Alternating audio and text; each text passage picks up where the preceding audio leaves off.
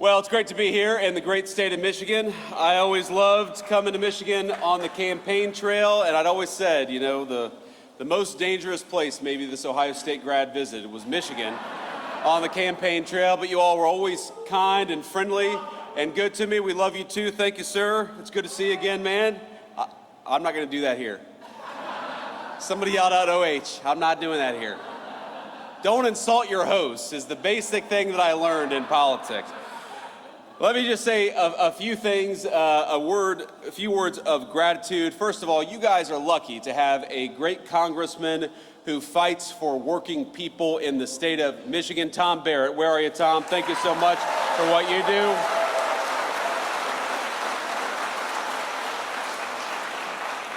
We talk a lot about the working families' tax cuts. We talk about no taxes on overtime, which we are proud to deliver. No taxes on tips, which we are proud to deliver. The lowest taxes that we've had in this country in a very long time because Tom Barrett went to Washington and fought for the people of this district. Thank you so much, Tom, for everything that you do.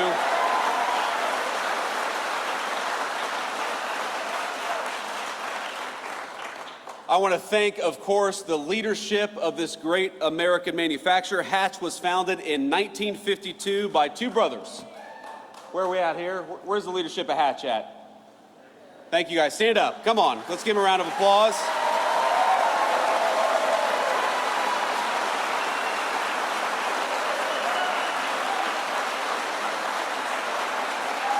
Thank you, guys. I got a little tour with Daniel Craig and Wally earlier today. Thank you guys so much. I'm not going to try to pronounce your last name, Wally. I don't want to insult you or look like an idiot in front of the TV cameras, but you guys, this is a great facility. So it started, of course, manufacturing parts for M1 rifles for the American warfighter, and now it manufactures all kinds of automotive components that we rely on each and every single day. And one of the things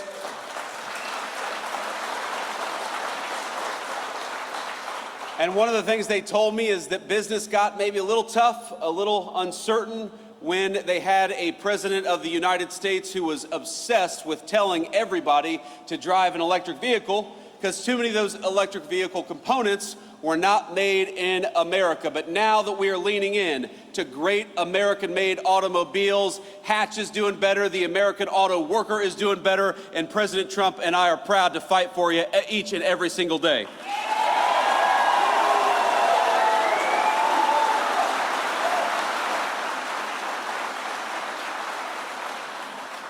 I've also got to thank our incredible Secretary of Labor. You just heard from her, Secretary Chavez DeRaymer. Let's get a round of applause for the great Secretary of Labor.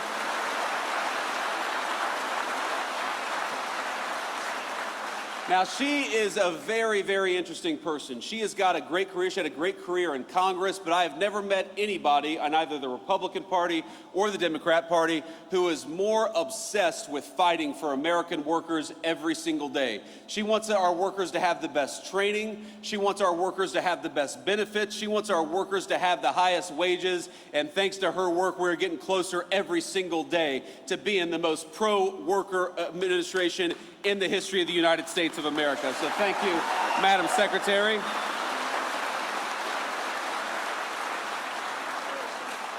We also have Michigan GOP Chair Jim Runstad. Where's Jim at? Jim, thank you for everything that you're doing. Now, Jim did such a good job during the last election in 2024 that the previous GOP chair, Pete Hegstra, is now our ambassador to Canada. So if you do a really good job, man, you might just get a promotion. Who knows? But he's doing a great job here in Michigan, and we're going to fight with him for the next couple of years to make sure that we're electing candidates who actually serve the interests of Michiganders and serve the interests of the American worker, and that's what we're here for, and we'll never forget it. So I want to say just one thing about my friend Charlie Kirk. I want to talk about Charlie Kirk for a little bit. And the last group I want to have be recognized here is we have got a lot of kids, and I hate to call you kids, but when you're 41 years old, you guys are kids. TPUSA is a great organization founded by my friend Charlie Kirk that takes the message of free speech and conservative values all over our college campuses here in the state of Michigan and elsewhere. And we've got some proud TPUSA folks here. Would you guys stand up and be recognized by the crowd? We love you.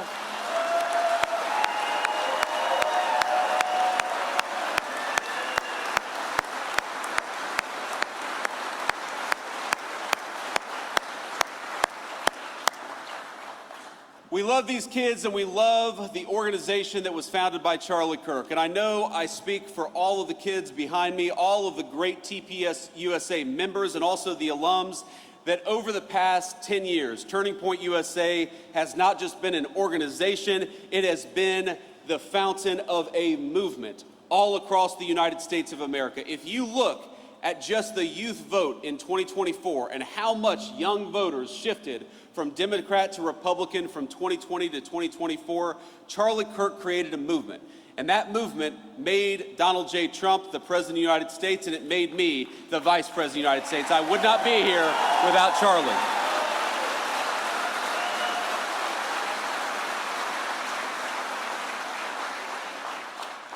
But Charlie was an exceptionally talented individual. People don't realize how integral he was, how important Charlie Kirk was. He helped us staff the administration with solid people like Secretary Chavez DeRemer. He made sure that when we hired somebody, that it was a smart person, but it was also a kind and decent person. You see him at these college events, and he would talk to anybody. He didn't care if you were a Democrat, a Republican, a liberal, a conservative, if you supported the Trump administration or not. He felt that the most important American political virtue was to just get out there and talk to our fellow Americans. And I hate to say that a week ago, he was doing what he did best, he was doing what he loved, and an assassin gunned him down for daring to say things that that assassin thought were wrong or shouldn't be said. Well, I think I speak for every person in this room, and I think I speak for a majority of our fellow Americans when I say we do not attack or commit violence against people because we disagree with their ideas. We debate ideas, and we're going to keep on debating them in honor of the great Charlie Kirk for as long as I have a microphone.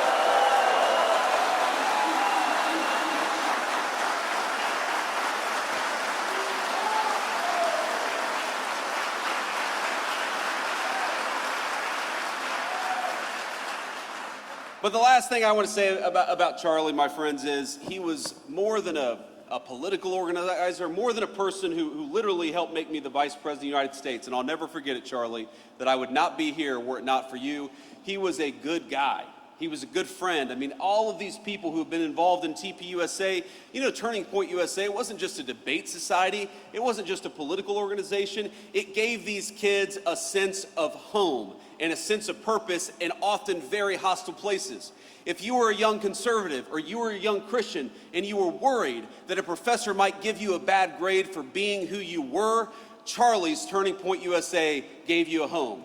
If you were worried that you had an idea that was maybe disfavored by your social group, if you were worried that you believed something that was just a little too controversial for a college campus, Turning Point USA gave you a home, it gave you friends, it gave you moral support, and that is what I think must live on in the wake of Charlie Kirk's death. I have friends who met a husband, a wife, a boyfriend, a girlfriend, who met the best man at their wedding at Turning Points USA because it was an organization of patriots dedicated to making this country the very best country that it could be. And I would like to think that whether you're a Democrat or a Republican, this basic idea of young people gathering to discuss and debate, that is the thing that we cannot let pass away just because the leader of Turning Points USA was gunned down by an assassin. And I want to let you know that whether you're a Democrat or a Republican, whatever your belief is, I will fight for your right to speak your mind. We reject political violence, and we reject the crazy left-wing radicals that gunned down our friend Charlie Kirk. Let's talk to one another and not try to shoot each other down for disagreeing.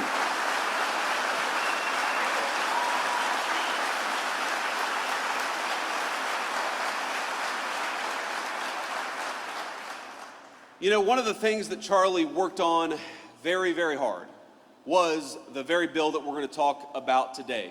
I remember having so many phone conversations, so many text conversations with Charlie about how to make the bill better, about how to do more for working families. Because you know what, Charlie, he believed exactly what I believed and exactly what the President of the United States believed, that we have got to rebuild the American dream, especially for our young people, which is why this big, beautiful bill does so much to bring American manufacturing back to the United States of America. These working families tax cuts, they don't just cut your taxes, though they certainly do. They reward companies for building and investing in the United States of America. Because isn't it nice to have an administration that is fighting for the businesses and the workers that are building right here at home rather than shipping our jobs off to Asia or Mexico?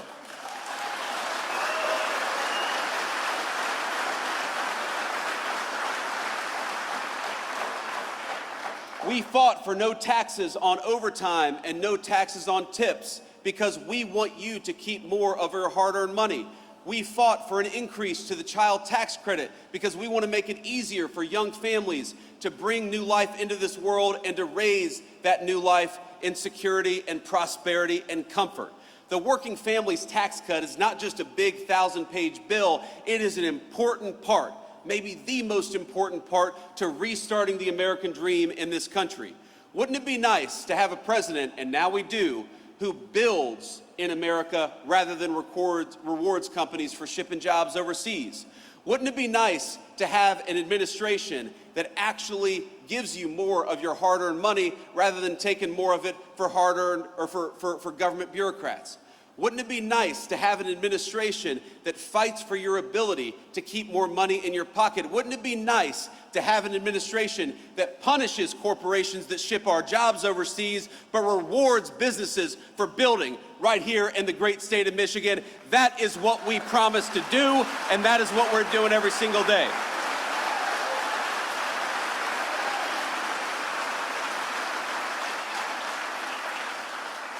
Now, I don't know if you saw the headlines this morning, if you turned on the TV this morning, but the president right now is participating in a great state visit to the United Kingdom, our closest ally, of course, going back to the very beginning of our country when we didn't always agree very early on. But pretty much since then, they've been very close friends of the United States, about 200 years, our most important ally in the world. And the president is over there, and somebody asked me, would you rather be in England celebrating the state visit? I said, no, I'd rather be right here in the great state of Michigan where people are building great products for the American people.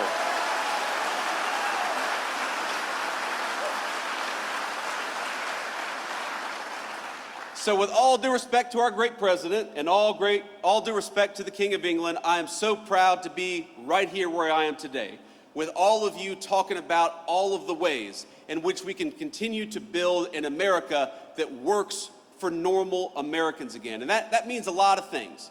Part of making this country work for you all is making sure you're safe in your communities and safe in your streets.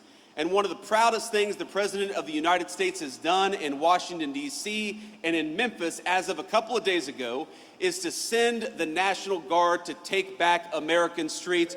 We deserve to be safe in our communities again, and that's what the President is making happen.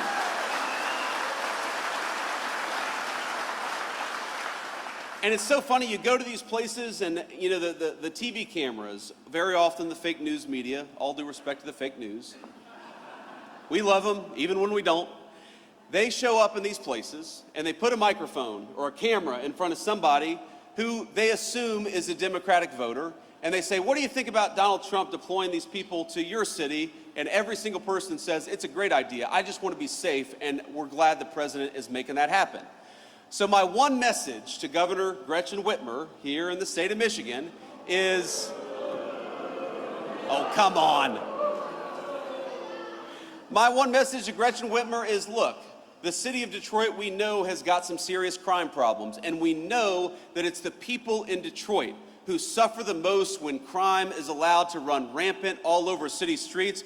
Gretchen, we are happy to send the National Guard to Detroit, Michigan. All you got to do is ask.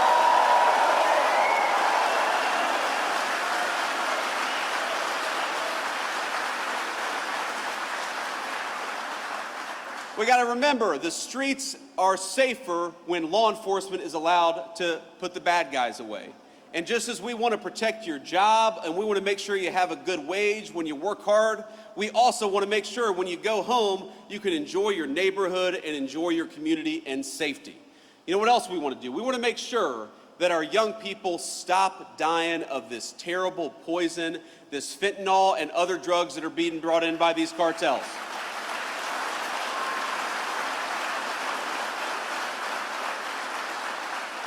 And I'll tell you a little story. I was talking to our great Secretary of Defense probably about a week and a half ago.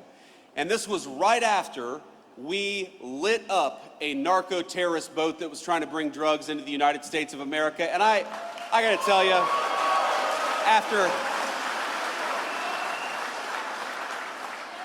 I am a child of the war on terrorism era. I served, just as Tom did, in our military. I deployed to Iraq as a United States Marine, a young enlisted United States Marine. I am proud to have a president who is sending our military to light up the cartels that threaten our people in our own backyard. That's where the military belongs, if they belong anywhere.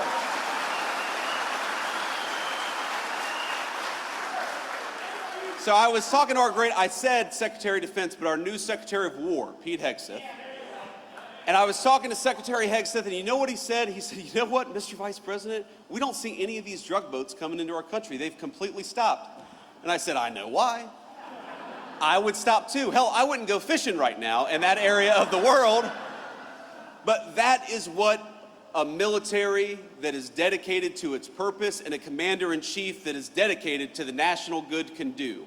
If we just have our actual government fighting for the interests of Americans and nobody else, we can make this country safer, we can protect your jobs, we can make sure you've got the best wages anywhere in the world, and we can stop this terrible poison from coming into our country. We just needed a president who was willing to fight for you, and now we've got one.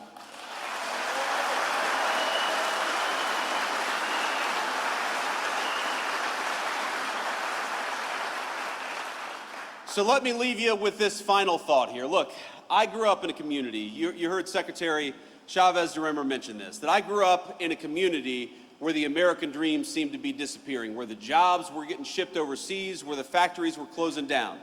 I remember driving around my hometown, Middletown, Ohio, and we'd see some abandoned factory, and my grandfather would tell me what used to happen there, what good jobs used to happen there, what good wages used to provide for families there. And I remember thinking, why is it like this?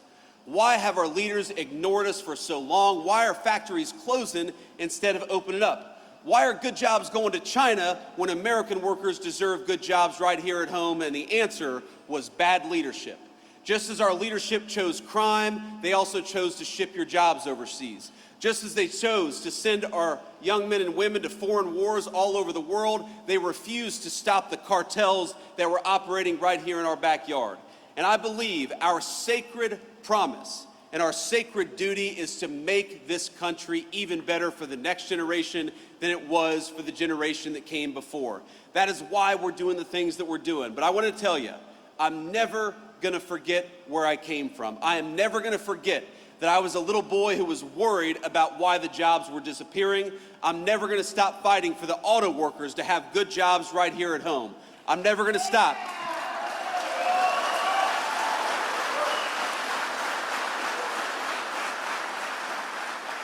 I'm never going to stop, and neither is the President of the United States, from fighting for your public safety, for your good wages. We're going to fight for when you send $1 to Washington, D.C., that we spend it wisely. We're going to fight for you to have low taxes. If you're working hard, we're going to fight for you to keep as much of your hard-earned money as possible. Because I believe that the American dream belongs to American citizens, not to illegal aliens, not to drug cartels, and it doesn't belong to foreign workers. It belongs to workers right here in the state of Michigan.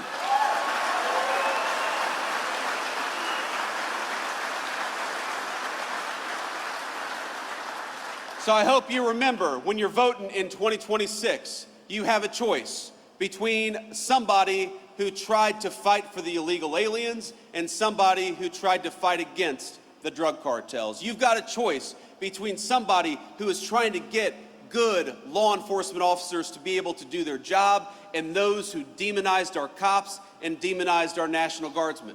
You've got a choice between politicians who shipped your jobs overseas and politicians who fought to keep good American jobs right here at home.